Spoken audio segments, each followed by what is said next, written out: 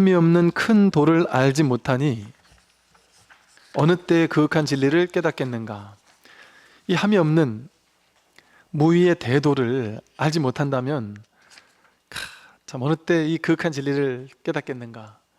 참 이거 깨닫는 게 진짜 최고의 가치예요. 우리 삶에서 정말 그 어떤 것으로도 충족되지 않잖아요. 인생은 돈으로도 충족되지 않잖아요. 누가 사랑을 받지 못해 이런데 사랑받아도 충족되지 않는 게 있어요. 그래도 그나마 사랑받으면 그래도 많이 충족이 되는 느낌은 들겠죠. 근데 사랑받아도 내가 말기암 판정받으면 어떡할 거예요? 나는 사랑은 부족하지 않은데 지혜가 부족하면 또 괴롭단 말이죠. 그래서 이 진리를 깨닫는 이게 가장 중요한 가치입니다. 부처와 중생이 같은 한 종류이니 중생이 곧 세존이다. 중생 즉시 세존 이러죠. 부처와 중생은 같은 한 종이에요. 일종이에요. 부류가 같단 말이에요. 종류가 같아요. 한 종이에요. 열애종이래요. 우리는 전부 다 열애종이에요. 열애종. 열애 한 일종. 같은 데서 나왔어요. 전혀 다르지가 않아요. 아, 종류가 같구나. 종류가 같은 게 아니라 그냥 같은, 내가 바로 부처예요. 열애예요. 그러니까 중생 즉시 세존, 이게 진실이에요. 이게 정말 진실인을 얘기를 하는 거예요. 중생 즉시 세존이에요. 즉시, 틈이 없단 말이에요. 즉시라는 말은 뭐겠어요? 내가 깨닫고 나면 나중에 가서 내가 세존이 되는 거겠죠? 그게 아니라는 소리예요. 지금 중생인 즉시 여기서 세존이란 말이에요. 제 말 듣고 계시죠? 부처란 말이에요. 더워서 이렇게 하고 계시는 이게 부처란 말이에요. 중생이 즉시 세존이에요. 이렇게 말해줘도 모르니까 이걸 나도 한번 알아봐야 되겠다, 나도 한번 확인해 봐야 되겠다 하고 발심을 하면 돼요. 열심히 갈고 닦고 막 과외 받으러 학원 다니고 그럴 필요 없어요. 간절함이 있으면 돼요. 간절함이 있어서 이 중생이 즉시 세존이라는 사실을 자꾸 가득해 보이는 법문을 자꾸 듣고 자꾸 관심을 가지고 이 법문을 듣다 보면 나도 모르게 내가 왜 이러는지 모르겠어요. 남들이 보면 저놈 뭐 사입이 빠졌나 싶을 정도로 나는 절대 이런 거 종교 같은 데 빠질 사람이 아닌데, 원래 이런 느낌 들잖아요.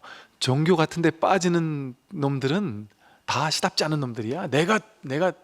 나는 나만 믿어 이러면서 이제 종교 이렇게 좀 안 좋게 보는 시선도 일부 있잖아요. 그죠? 그런 생각하는 사람들 많다니까요. 그런데 그런 생각하던 사람들이 이 법문을 듣고서는 와, 진짜 저는 제가 이런 사람이 될 줄 몰랐어요. 꿈에도 몰랐어요. 저는 종교 빠진 사람들을 정말 혐오했어요. 종교에 빠진 사람들은 다 자기 줏대가 없고 뭔가 절대자에게 자기를 막 기대는 것 같고, 나는 꼴 보기 싫었습니다. 그렇게 얘기를 해요. 그런데 이 법문 듣고 나서 내가 이럴 줄은 몰랐어요. 난 이러기 싫은데 왜 자꾸 이런지 모르겠어요. 왜 그런지 아세요?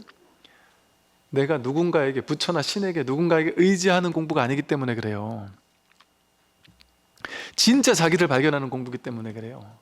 왜? 내 바깥에 있는 신, 부처, 무슨 창조주, 조물주 전부 다 내 바깥에 있는 허망한 거 지금 찾고 있는 거잖아요. 근데 진짜 내가 누군지를 궁금해하지 않을 수 없잖아요. 내가 도대체 어디서 왔지? 내가 지금 어디로 가는 거지? 내가 지금 못 모르고 살고 있잖아요. 뭐가 올바로 사는지를 모르잖아요. 나는 이게 올바른 삶이라고 생각하고 살았어 했는데 그걸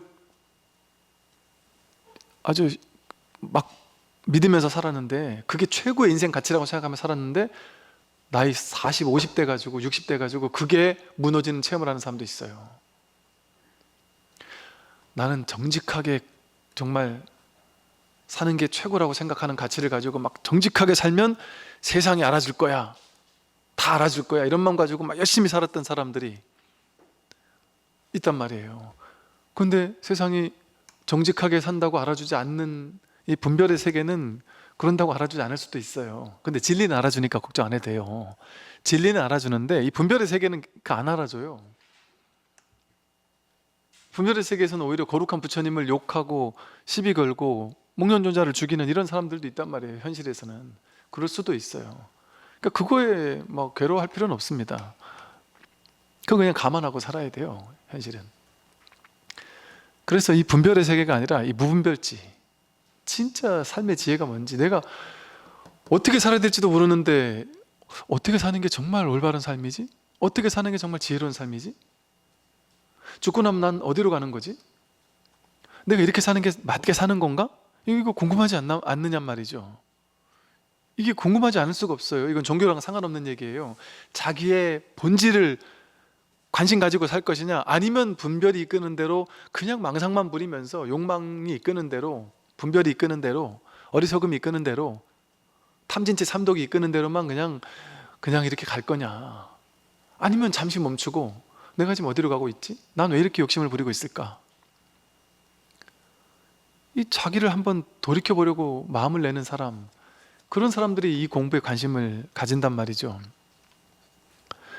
그러면서 이 공부의 또 하나, 세상 공부와 다른 특징은, 세상 공부는 유의조작, 유의법, 노력해가지고 노력의 결과 그걸 얻는 거잖아요. 세상의 모든 공부는 노력하지 않으면 얻을 수 없어요. 노력하지 않는 자 얻을 수 없어요.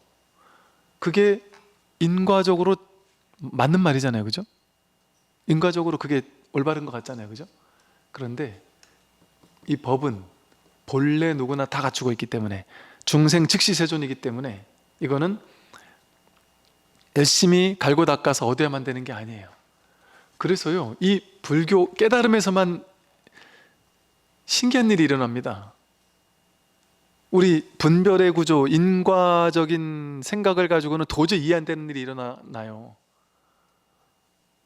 이게 되게 좀 말이 안 되는 일들이 일어나요.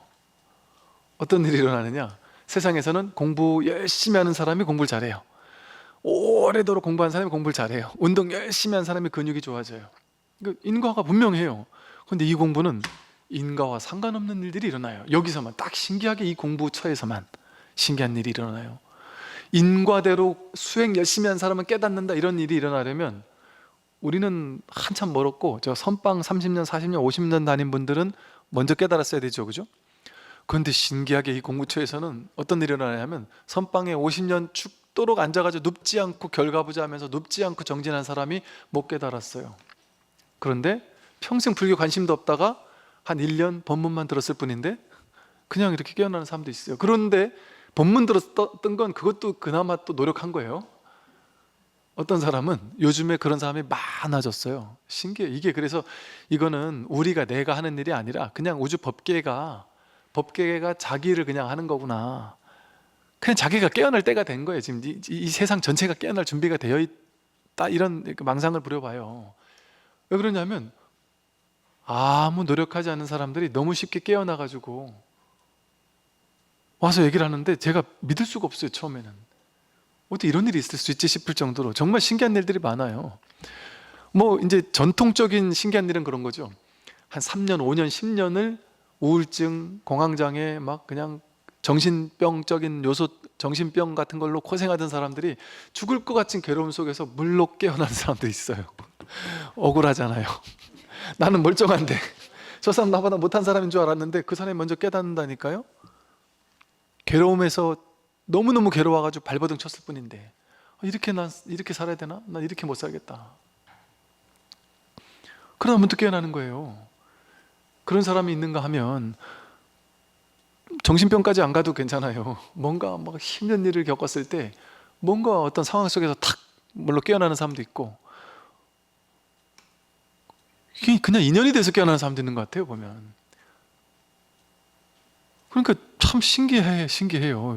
그러니까 이게 불교 공부를 해야지만 깨어나느냐, 그런 것과도 상관이 없어요. 서양에서 지금 이 서원불교를 가르치는 스승들이 있거든요. 그 사람은 불교 비읍자도 안 꺼내요. 스님도 아니에요. 그냥 일반인들. 그런 사람들을 요즘에는 그런 사람이 워낙 많다 보니까 이제는 영적인 교사 이렇게 불러요. 근데 영적인 교사도 우리가 잘 분간해야 되는 게, 서양에 있는 영적인 교사라고 불리는 사람 중에도 사이비도 있고요, 명상 이름으로 뭐 희한한 유의 조작을 가르치는 사람도 수두룩 빽빽하고요, 또 이게 어느 정도 알았다 하는 사람도 뭐 인강부 수준의 시크릿 수준의 뭐 그런 거 정도를 이제 머리로 공부해가지고 가르치는 사람도 있고요. 근데 그런 사람이 오히려 더 인기가 있을 수는 있어요. 왜? 더 쉽게 얘기하니까. 근데 이제 진짜 이 안목을 갖추고 깨어나서 자신의 깨달음을 설하는 사람도 있단 말이죠. 근데 본인이 안목이 없으면 그걸 알아볼 수가 없어요. 근데 그런 일들이 벌어지고 있어요. 그러니까 지금 이거는, 지금 제가 얘기하는 거는 불교만을 얘기를 하는 게 아니에요. 부처님이 깨달으신 거는 불교를 깨달은 게 아니에요. 불교란 종교를 깨달은 게 아니에요. 불교는 불교란 종교를 얘기하는 게 아니에요. 보편적인 누구나 할 수 있는 깨달음을 얘기를 하는 거예요. 그러니까 제가 아마 모르긴 해도 뭐 예언 이런 건 아니고요. 모르긴 해도요, 앞으로 진짜 5년 10년도 안 돼서 지금도 그런 분들이 계세요. 실제로 목사님 신부님들 중에 이것뿐이다 이러는 사람이 있다니까요. 이게 하나님이에요. 이게 하나님이에요. 하나님 딴 데 있는 게 아니고. 그렇게 얘기한다니까요. 정말 목사님 신부님이 그렇게 얘기하는 분이 계세요. 아직은 이게 확 퍼지지 않아 그렇지, 이거를 알고 깨달은, 왜냐하면 목사님 신부님들 중에 내가 지금 뭐 하는 짓인지 모르겠어요, 왜 법문을 듣고 있죠? 이런 분들이 계신다니까요. 그러고서 깨어나서 진짜 메시아가 오는 게 맞긴 맞았네요. 예수가 오는 게 맞다니까요. 근데 그런 방식으로 오는 게 아니었어요. 자기로 오는 거지. 자기가 메시아로 오는 거예요. 진짜 자기가 진짜 신성이 있다라는 거를, 여기가 하나님의 땅이라는 것을, 그게 체험적으로 자신의 삶으로서 확인하게 된다라는 건, 이거는 조금 불경스러울 정도로 놀라운 말 아닙니까? 타종교인이 들었을 땐 불경스럽다고 할 정도로 놀라운 일 아닙니까? 근데 무수히 많은, 말하자면 메시아가, 예수님들이 등장한다니까. 이제 법을 설한다니까요. 이거 진짜로 지금은 이제 불교 전통에서만이 아니에요. 민간인들, 일반인들이 이 법을 설하는 거는 흔하고요, 타종교인들이 이제 조금씩 이야기를 하는 분들이 생기고 있거든요. 이거는 종교가 아니에요. 종교로 묶을 수 없어요. 종교로 가둬버리면 그거는 불교를 오염시키는 거예요. 이 깨달음을 불교 안에 가둬버린다는 건 불교를 오염시키는 거예요. 금강경의 말씀이 그거잖아요. 비법도 깨뜨려야 하거나 하물며 법에 대한 상을 가져선 되겠느냐. 법에 대한 상도 깨뜨려야 된다. 법상 비법상 할 것 없이 다 깨뜨려야 된다.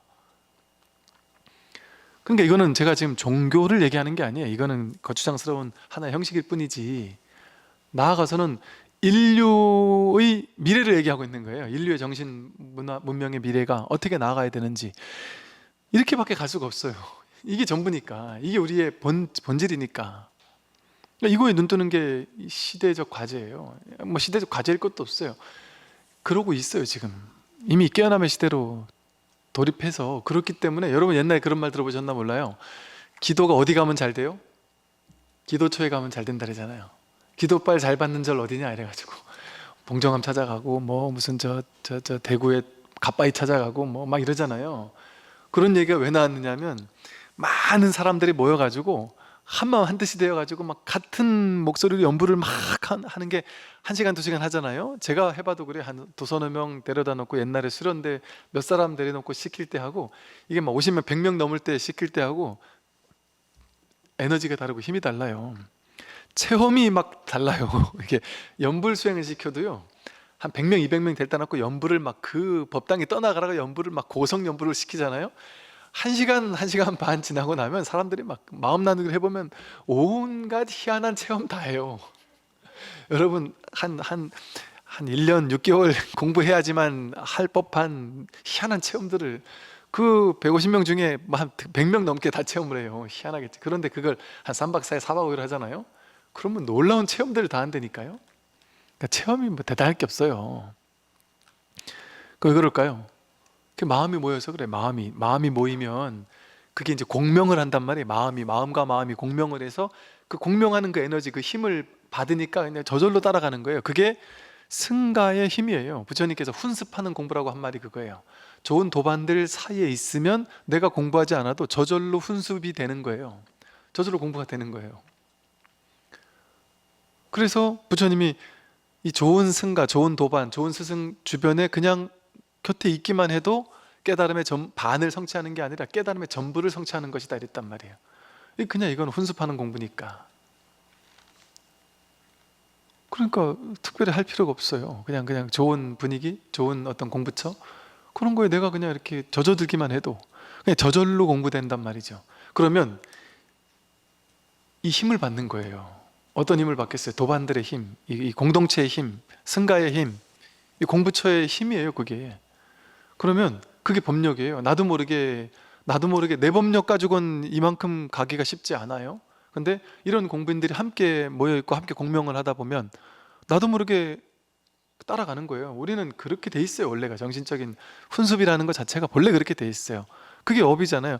나라는 게 고정된 실체로 정해져 있어서 내가 나쁜 놈, 좋은 놈, 영적으로 좀 딸리는 사람, 영적으로 우월한 사람이 정해져 있으면 이런 일이 안 벌어질 거예요, 잘. 근데 본래 무아예요. 나라는 게 없어요. 그러니까 그 나를 내려놓고 그냥 맡겨버리면, 진리에 내맡겨버리면 진리에 훈습되거든요. 그러니까 참 이런 말씀 드리기 좀 뭐 거시기 하지만서도 어쨌든 제가 자유로워졌습니다. 정말 이게 괴로움의 원인이었군요. 제가 분별이 이제 훤히 보이기 시작했습니다. 이 모든 게 분별이라는 사실을 제가 자각한 것 같습니다. 와, 진짜 본래 면목이라는 게, 와, 정말 이게 그냥 스님 그냥 하신 말이 아니군요.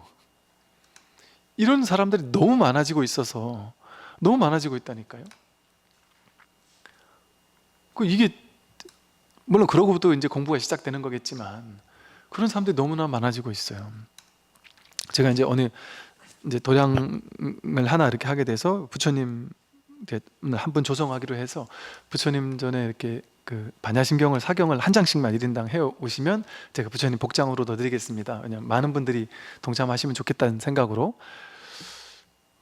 그렇게 했는데 정말 많은 분들이 막 그냥 너무 많은 분들이 아주 열정을 가지고 써주시고 그걸 하나하나 읽어보니까 그 한 줄 두 줄 쓰신 그 발심의 내용들이 정말 이제 참 감동겨워요. 이 현실적 발심도 감동스럽고 아들, 딸, 남편 정말 다 건강하고 얼마나 좋습니까? 인간적인 아름다운 또 발심이에요. 현실에서는 그런 걸 당연히 마음을 낼 수밖에 없거든요. 그런 발심을 하고 그리고 또 출세관에 대한 내가 이 공부를 통해 내가 깨닫기를 발심합니다. 그래서 저는 진짜 약간 그걸 보면서 너무나 감동스럽더라고요. 왜냐하면 이게 부처님의 우리 부처님을 우리가 어찌 보면 이거는 그냥 뭐 동이든 나무든 뭐 그냥 하나의 그냥 동덩어리잖아요. 동부처님은 동덩어리고 나무 부처님 나무 덩어리잖아요. 어찌 보면 그죠? 근데 이 나무 부처님 목불 나무 이 동으로 만든 그 어떤 모형물이잖아요. 어찌 보면 그죠? 그냥 모형물인데 그 모형물이 우리는 어떤 생명력을 가진, 그것도 부처님의 생명력을 가진 어떤 힘을 지닌 것으로 우리가 마음속에 상징화하고 있는 거잖아요. 그죠? 근데 우리 모두가 그렇게 상징하면서 그렇게 믿으면 그 믿음이 현실이 되는 거죠. 그러니까 그래서 신행이라는 패턴이 나타난 거예요. 그리고 그런 마음을 지닌 사람들이 많이 모여서 기도를 하고 수행을 하고 마음 공부를 하면 그게 힘이 되어 가지고 그 힘이 이제 법으로서 자리 잡게 되는 거죠. 그런 의미에서 어찌 보면 이것도 방편이지만 그 부처님을 조성하면서 정말 많은 사람들이, 우리 공부하는 사람들이 보면 진짜 내가 금생에 깨닫겠다라는 발심을 강력하게 한 분들이 너무 많잖아요. 여러분도 아마 그럴 것이에요. 금생에 나는 부처가 되겠다, 깨닫겠다, 내 금생에 진짜 내가 본래 면목이 뭔지를 반드시 확인하고야 말겠다. 또 이 자리를 확인한 사람들은 내가 이 공부를 아주 깊숙하게 자리 잡고 익숙하게 해서 정말 불퇴전에 그런 어떤 부처님이 되겠다 하는 이런 발심을 너무나도 간절하고 견고하게 하는 사람들이 너무 많거든요. 어찌 보면 제가 느끼기엔 유례없는 일 같아요. 인류 역사 속에서 유례없는 일 같아요. 근데 그런 사람들의 많은 발심들이 형상화되어서 그 반야심경으로 모여서 부처님 전에 이렇게 복장으로 모신다면 그냥 이것도 망상이죠, 그죠? 이것도 다 상하는 얘기인데, 근데 그냥 방편으로 말씀을 드린다면, 와, 그렇게 부처님이 많은 사람들의 발심, 부처가 되겠다라는 상구벌의 하중생의 진짜 발심이 모인 거잖아요. 거기는 어디 시중에서 이렇게 5가지 복장물이 이렇게 세트로 파는 게 있어요. 돈 얼마 주면 살 수 있는 거. 그거 사다 넣는 거하고는 이건 차원이 다른 진짜 불살이 같은 마음의 살이 아니에요? 그게 진짜 발심의 사리를 모시는 것 같은 느낌이 들더라고요. 그래서 그게 이제 형성화되어서 이제 꼭 그 부처님이 문제가 아니라, 그래서 이 우리 어떤 이 마음 공부하는 이 공동체의 많은 사람들이 정말 자신의 본래 면목을, 자신의 부처를 정말 이렇게 찾을 수 있고 확인할 수 있고, 본래 내가 이렇게 여기 말한 것처럼 중생이고 세존이라는, 중생 즉시 세존이라는 이 사실을 보다 많은 사람들이 자각해서 괴로움 없는 자유로운 삶을 사시면 좋겠다는 생각들이 들어요. 범부는 망령되이 분별을 내어 없음 속에서 있음에 집착하여 어지러이 헤맨다. 범부 중생은 망령되이 망상스러운 그런 마음으로 망령스럽게 분별을 내요. 분별을 내는 게 망령된 거예요. 분별을 낸 게. 없음 속에서 있음에 집착하여 어지러이 헤맨다. 뭐가 있습니까 세상에? 그 공이라고 하잖아요. 공이다. 본래 있는 게 없는데, 있는 모든 것들이 진짜 있는 게 아니라 인연생 인연멸하는 인연 가합으로, 가짜로, 임시로 있는 거거든요. 임시 화합한 거란 말이죠. 실제 있는 게 아니에요. 이 모든 것이 돈, 명예, 권력, 지위, 내 자식, 내 가족 전부 다 실제하는 게 아니란 말이에요. 물론 현실에서는 실제한다고 생각하면서 다 돌보며 살아야죠. 그러니까 불교에서는 이법계와 사법계 이런단 말이에요. 현상을 무시하는 종교가 아니에요. 불교는 사법계라는 현실 세계에서도 열심히 살도록 이끌어요. 그러나 이법계를 놓치지 않도록 해서, 그래서 나아가서 이와 사가 무해하다라는 걸 깨닫고, 나중에는 사와 사가 무해하다라는 현실이 그대로 부처라는 사실을 깨닫는 거예요. 그래서 결국은 돌아와서 지금 이 현실을 사는 거예요. 그러니까 불교를, 야 자식도 다 필요 없다, 이게 유에서 없음 속에 있음을 집착하는 거다, 어리석은 거야, 자식도 진짜 내 자식이 아니야, 남편도 진짜 내 자식이 아니야, 돈도 진짜 내 게 아니야, 집도 필요 없고 차도 필요 없고 자식도 필요 없고 이거 다 허망한 거야, 불교만 최고야, 이렇게 살라는 얘기가 아니에요. 불교는 처음에 공부하는 과정에서는 잠깐 그런 착각을 할 수가 있어요. 왜? 우리가 여기에 현상세계만 너무 집착을 하니까 이 현상세계에 대한 집착을 깨뜨려주기 위해서 이게 실제 아닌 게 아니야라는 얘기를 자꾸 한단 말이에요. 법 얘기를 자꾸 한단 말이에요. 그러면 여기에 대한 집착이 떨어져 나가면서 이 법의 마음의 추가 옮겨간단 말이에요. 그게, 그래서 이 이법계와 사법계를 얘기하다가 나중에는 색즉시공 공즉시세, 이사무의 법계를 얘기하잖아요. 이와 사가 다르지 않다고 얘기한단 말이에요. 그래서 야, 이 삶이 그대로 진리고 진리가 그대로 삶이구나, 그러니까 삶과 진리가 있는데 아 이건 다르지 않았구나, 이렇게 깨닫다가 나중에는 삶과 진리가 둘로 나뉘지가 않아요. 삶 자체가 사사무해법계, 현실과 현실 그대로가 낱낱이 다 이뿐이에요. 이것뿐이에요. 진리뿐이에요. 법 하나뿐인 거예요. 전부가. 자식이 그대로 석가모니 부처님이고, 남편이 그대로 세존이고, 내가 돈 버는 일이 그대로 연기법인 대자대비 행위예요. 여러분이 욕심 부려서, 내가 돈 욕심이 많아가지고 내가 자식 학원 보내고 내가 집 하나, 든든한 집 하나 가지려고 하고 돈 욕심이 많아 그런 거예요? 사실은 그걸 꿰뚫고 보면 돈 욕심 많아서가 아니라 뭐겠어요? 내가 어쨌든 불안하지 않게, 든든하게 자식들이나 아내나 모든 사람들이 불안하지 않게 그래도 안정적으로 자신이 하고 싶은 일을 하고 살아갈 수 있도록, 그런 의도에서 이런 마음이 시작되잖아요. 그게 과해지면 그건 욕심이라고 할 수 있겠지만, 그 인연 따라 그런 마음이 안 일어날 수가 없어요. 사람이면. 그럼 그 이런 마음이 일어났어도 그게 진짜 욕심이란 말이에요. 망상 본래 공적이라 그랬잖아요. 그게 욕심입니까? 이게 진짜 내가 가질 수 있으면 욕심이겠죠. 근데 진짜 가질 수 없잖아요. 분별이 만들어낸 가짜 욕심이잖아요. 내가 집을 가졌어도 그게 내 집이에요? 가짜로, 속으로 종이 서류에다가, 등기 서류에 사인 한번 해놓고 나서 아 내가 집 가졌어, 이거 그냥 이미지잖아. 이미지. 실제 그 집 내가 가진 게 아니잖아요. 땅 한 평은 실제로 내가 가질 수 있냔 말이에요. 가졌다라는 이 세상에서 통용하는 어떤 일정한 양식에다 사인하고, 내가 여태까지 노력하면서 이렇게 벌어들인 은행에 있는 숫자, 그거 하나 이렇게 왔다 갔다 컴퓨터 전산상으로 오고 간 다음에 든든함을 나는 그냥 얻는 거예요. 든든함을 얻은 것밖에 없어요. 실제 가진 건 아무것도 없어요. 월세로 사는 사람도 서울에 살고, 전세로 사는 사람도 서울에 살고, 내 집이라도 서울에 사는 건 똑같은데, 이 대한민국 또 이 지구별에 사는 건 똑같은데 어디서 산들 뭔 그렇게 차이가 있겠습니까? 그러니까 욕심을 부려도 사실은 그게 허망한 가짜 욕심이지 진짜 욕심이 아니에요. 자기가 어리석음이 있을 때는 이게 진짜라고 착각하면서 거기 욕심을 부릴 뿐인 거예요. 그러니까 아무리 욕심을 부려도 사실은 그 욕심이 진짜 욕심이 아니에요. 그러니까 이 사실을 깨닫고 나면, 그러니까 그러잖아요. 큰 스님들 그 선호록에 보면 이걸 공부를 깨달으면 이게 소화가 되는 사람이라면 하룻밤에 황금 10,000양을 써도 상관없다.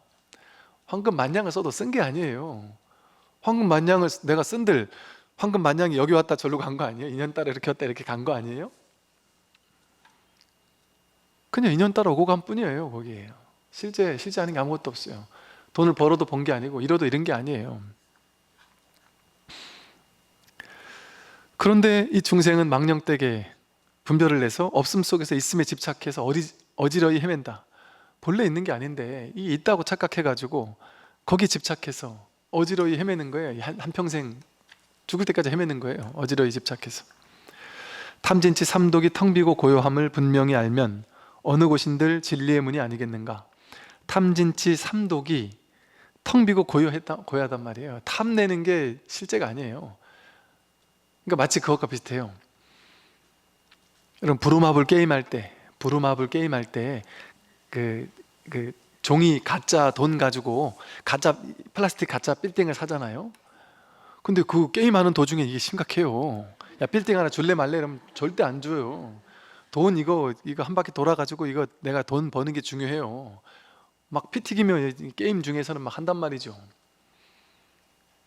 그때는 실제인 것 같단 말이에요. 그 실제라고 상상하는 상상력 속의 게임 속으로 들어와 있으니까.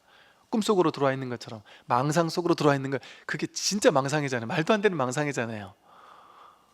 저도 뭐 카이로 이집트에 빌딩 옛날에 다 사놨거든요. 그냥 생각이 만든 가짜잖아요. 생각이 만든 가짜인데 그 가짜 속으로 우리끼리 게임 속으로 들어가자라고 약속한 거죠. 약속해놓고 그 게임 속으로 들어간단 말이에요. 근데 그러놓고 거기서 싸우죠. 애들은, 그죠? 애들은 야 그거 돈 하나 못 빌려주냐 이거 가지고 싸운단 말이에요. 가짜라고 약속까지 다 해놓고 가짜인지 뻔히 알면서도 그 속에 사로잡히면 가짜인지 모르는 거예요. 근데 마치 아이들이 이 부루마블 게임하다가 그 돈을 실제라고 막 그 순간에 실제라고 막 착각하지만 실제가 아닌 줄 뻔히 알잖아요. 뻔히 알잖아요. 그거 똑같단 말이에요. 이 현실이 실제가 아닌 줄 뻔히 알아야 된단 말이에요. 이 현실이 그대로 부루마블 게임과 똑같아요. 이 현실이라는 게임이에요. 게임. 그 사실을 알면 빌딩에 집착하든 탐심을 일으키든 빌딩을 못 사가지고 막 화가 나서 진심이 일어나든 이거 진짜 사야 되는데 하는 어리석은 치심이 일어나든 그 탐진지 삼독이 본래 공족한 거잖아요.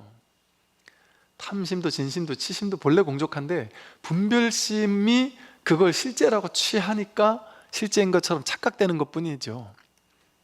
실제는 탐진지 삼독을 일으켜도 일으킨 바가 없어요. 그래서 우리는 탐진치 삼독을 일으켜서 죄를 지었잖아요. 그래서 죄가 없어요. 사실은 깨닫고 나면, 이 진실을 깨닫고 나면 참회할 게 없어요. 죄가 없어요. 죄무자성 종심계예요. 마음 따라 일어날 뿐이에요. 죄라는 거는. 이 세상에 뭐 죄가 될 게 있어요. 내가 부루마블 게임을 하다가, 이거는 실제잖아요. 부루마블 게임 속에선 부루마블 게임 하다가 이 친구가 막 딴 거 생각하고 막 딴 생각하고 막 너무 많이 산 친구한테 옆에 카드 한 장, 카이로 빌딩 카드 한 장을 내가 몰래 훔쳤어요. 그럼 이거 훔친 거예요? 안 훔친 거예요? 내가 도둑놈이에요? 도둑놈 아니에요? 내가 죄인이에요? 죄인 아니에요? 죄인일까요? 아닐까요? 거짓말인지 뻔히 아는 사람 입장에서는 아니잖아요. 그죠? 근데 이 속에서는 진짜잖아요. 그죠? 이 현실이 실제가 아니란 말이에요. 인연생 인연멸하는 가짜로 그냥 연기적으로 우리가 이 게임을 하고 있는 거란 말이죠. 그러니까 여기서 뭐가 실제 내 게 있어요. 근데 내 거라고 이 말이 도둑질 해도 된다는 얘기는 아니죠. 그죠? 네. 이게 다 게임 속이에요. 이게 캐릭터를 게임 할 때 보면 이렇게 처음 시작할 때 게임 어떤 캐릭터 할 때 지정해야 되잖아요. 이 게임 캐릭터는 힘은 센데 기술이 좀 부족하고 스피드가 좀 뭐 중간이고 뭐 이런 그 중에 하나를 선택해야 되잖아요. 여러분 태어나기 전에 그거 선택한 거예요. 부처님이 그랬다 그러잖아요. 태어나기 전에 내가 어느 곳에 어느 나라에 어느 부모님 밑에 태어날까 이렇게 보다가 그게 게임 캐릭터 지정했다는 얘기잖아요. 내가 이번 한생 게임 속에 들어가기 전에 내가 어느 곳에 태어날지 딱 결정했다. 자기에게 가장 적절한 곳을 딱 선택해서 오셨다. 그럼 부처님 얘기하는 건 전부 다 자기 얘기하는 거거든요. 말하자면 자기가 그렇다는 거예요. 그 인연 따라 연기 따라 자기 게임 캐릭터를 정한단 말이에요. 이 전생에 여러분이 너무 소녀시대 유나 같은 캐릭터로 살았단 말이에요, 여러분이.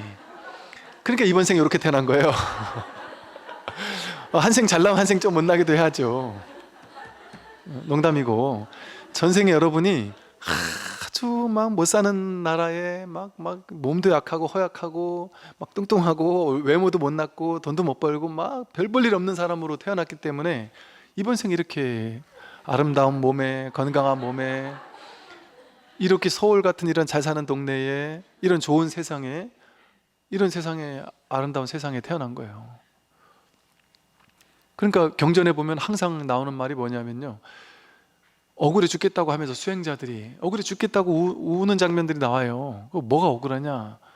내가 전생을 숙명통을 열고 보니 수억 겁 전생이 훤히 보이는데 수억 겁 전생을 보다 보니 진짜 가슴 아픈 일들만 있었다. 내가 태어나고 보니 부처님이 이미 떠난 시대고, 태어나고 보니 부처님이 분명히 살아계신 시대인데 나는 인도에 안 태어났고 저 아프리카 같은 땅에 태어나 있었고, 또 태어나고 보니 이 법이라는 이 불법을 모르는 곳에 태어나가지고 한평생 그것도 모르고 살았고, 항상 보면은 내가 비껴갔었다. 이 공부복이 없어서 비껴갔었다. 그 억울함을 토로하거든요. 뭐 미륵 상생신앙, 미륵 하생신앙 이런 게 그런 데서 그 서글픔에서 태어난 신앙이에요. 즉 지금은 내가 부처님 계시는 곳에 못 태어난, 법을 제대로 깨닫지 못하고 살더라도 언젠가는 내가 부처님이, 미륵 부처님이 계시는 그곳에 내가 올라가서 법문을 듣고야 말 거야. 그 미륵 상생신앙이거든요. 혹은 내가 나음생에 태어나면 언젠가 부처님이 이 세상에 딱 내려오는 그 시기에 맞춰서 내가 딱 태어나가지고 부처님 법문을 듣고야 말 거야.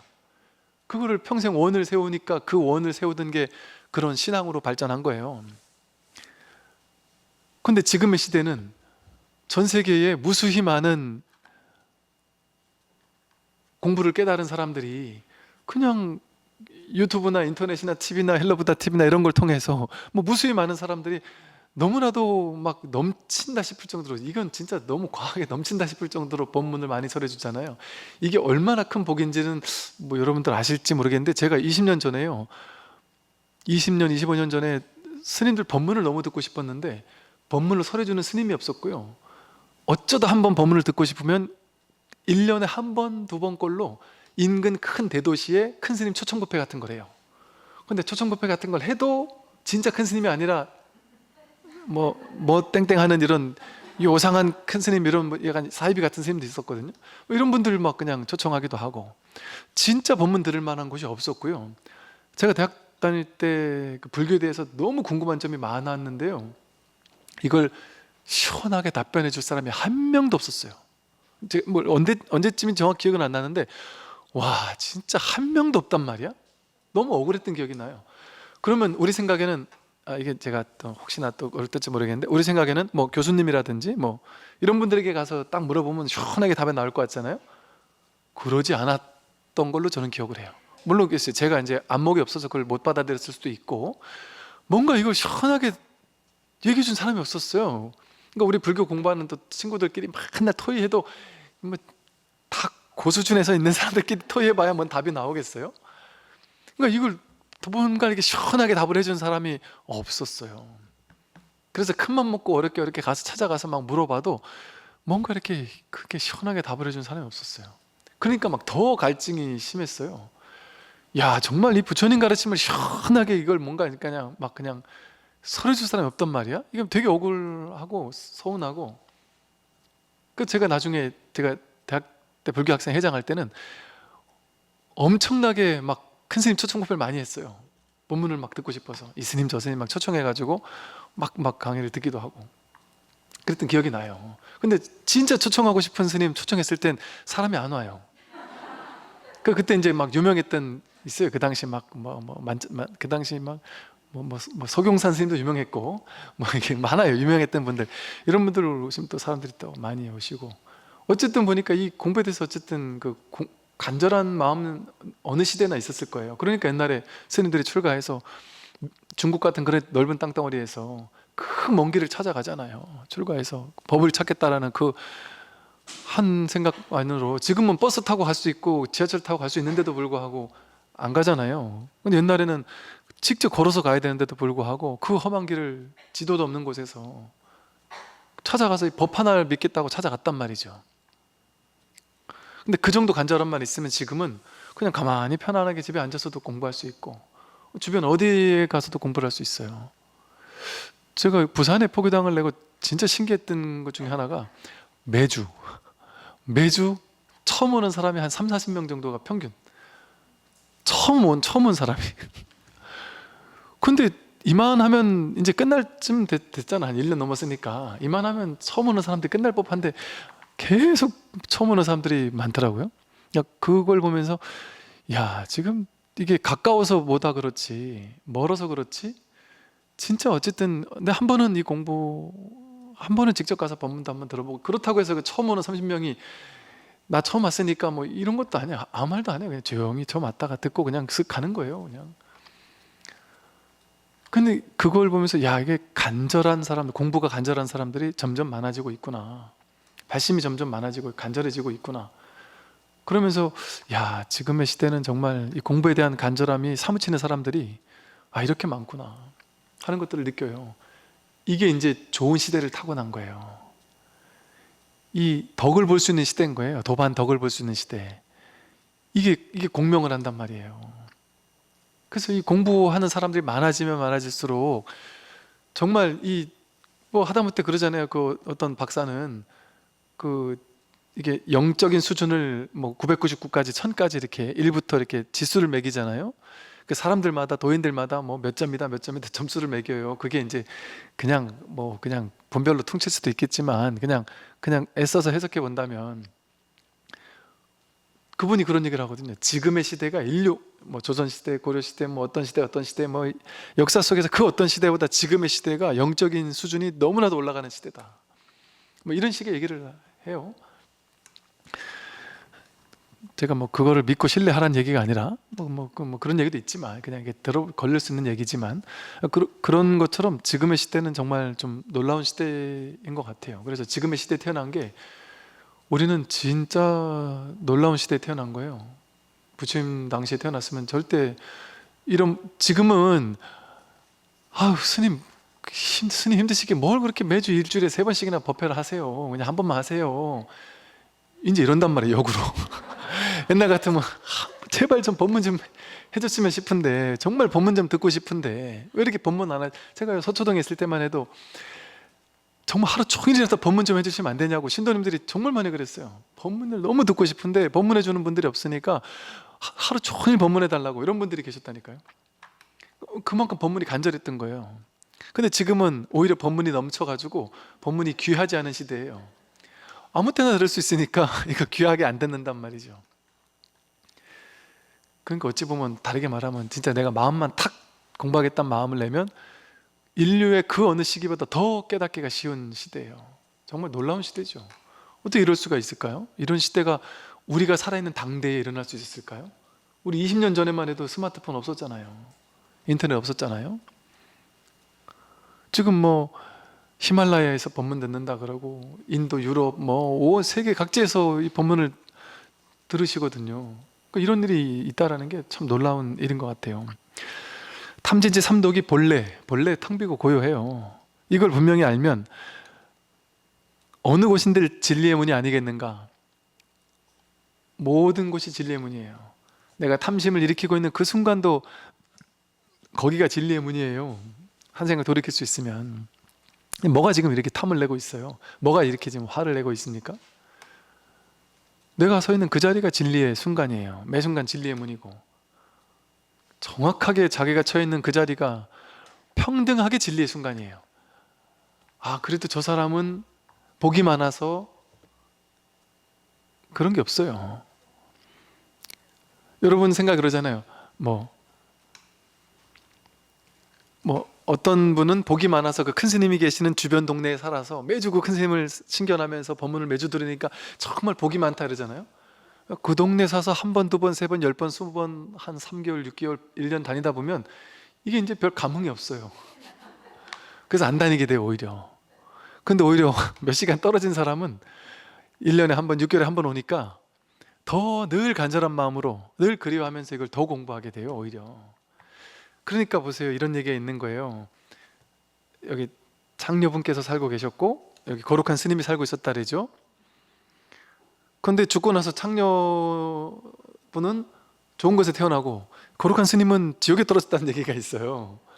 왜 그런가 했더니 이 창녀분은 이게 이런 표현이 좀 안 좋은 표현인가 모르겠네요. 그런 업계에 종사하는 분께서는 이 스님을 창문으로 보면서 늘 내가 지금 이런 일을 하고 있지만 마음속으로 참 거룩하게 생각하면서 저 스님처럼 저렇게 청정한 삶을 살아야겠다, 정말 진리를 현현하는 삶을 살아야겠다, 정말 내가 다음 생에는 정말 저 스님과도 같은 거룩한 삶을 살겠다, 이런 마음을 늘 마음속에 이렇게 품으며 살았다는 거죠. 근데 이 스님은 자기가 사는 곳이 절이고 자기가 사는 곳이 청정한 도량이고 본인이 스님이잖아요. 그런데 마음은 몰래 거룩한 척 해놓고 거룩한 척 법문해놓고 몰래 밤마다 창문을 쳐다보면서 저 집에 뭔 일 있을까 하고 야릇한 상상을 하면서, 만약에 그랬다면, 그래 놓으니까 이제 죽고 나서 이게 마음에 훈습한다, 증한다 그러거든요.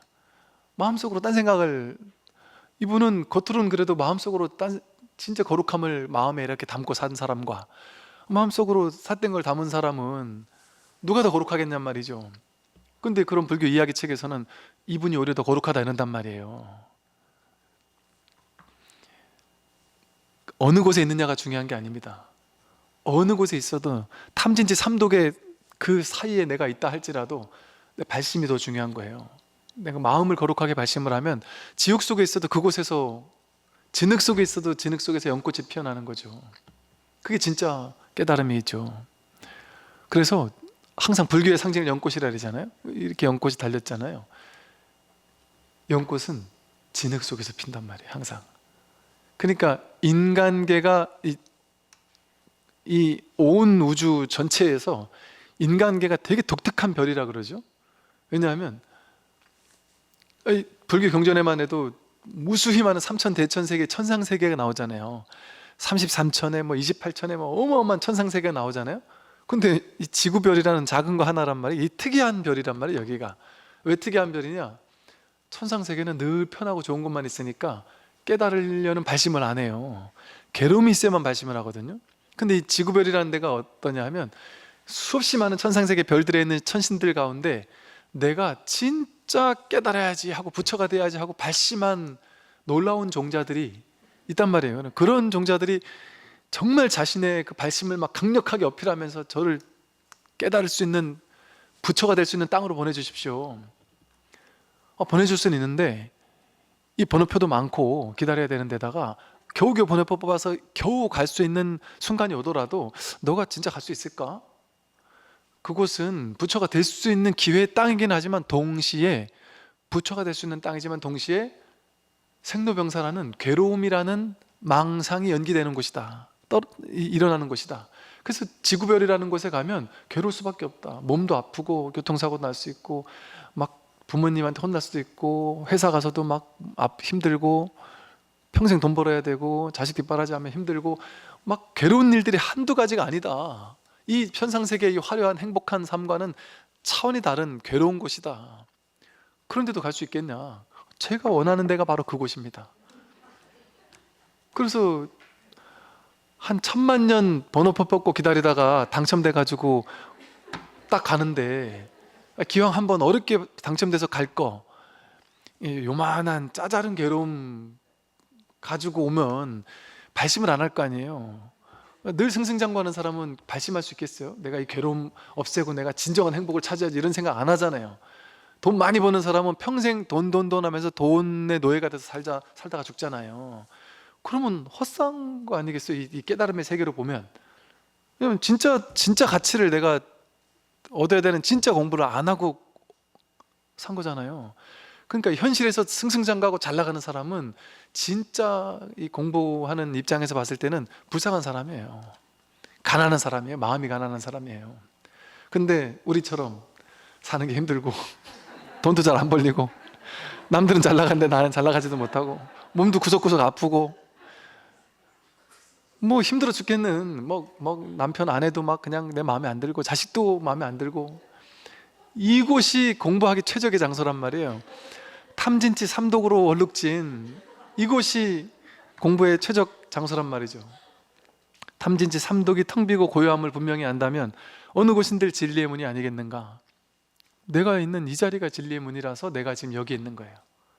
내가 있는 여기가 진리가 100% 현현된 곳이에요.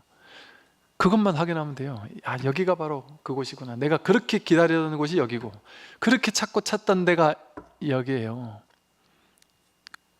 100% 드러나 있어요. 자기에게 구족되어 있어요. 갖춰져 있어요. 그거 한번 확인하는 공부예요. 그러면 끝나는 공부예요. 그 다음에는 수월하게 공부할 수가 있어요. 즐겁고 재밌게. 왜? 이런 느낌이죠. 지금도 과거와 생각했을 때는 너무 뭐랄까 행복하고 평화롭다. 진짜 이제 점점 좋아지겠구나. 이게 이런 느낌인 거예요. 야, 이제 더 이상 퇴전할 수가 그래서 불퇴전이라는 지위가 나온 것 같아요. 불퇴전이라는 말이 이래서 나왔겠구나. 이제 더 이상 나빠질 수가 없겠구나. 하루하루 살면 살수록 우리는 점점 힘들어지는 삶을 살잖아요. 늙고 병들고 죽어가니까. 근데 거꾸로 이걸 깨닫고 나면 하루하루 시간이 가면 갈수록 오늘이 최악인 거예요. 내 인생의 최악의 순간은 지금인 거예요. 앞으로 점점 좋아질 거니까. 업습이 자꾸 제거될 거니까. 업습에 끌려가는 이게 자꾸 제거되니까.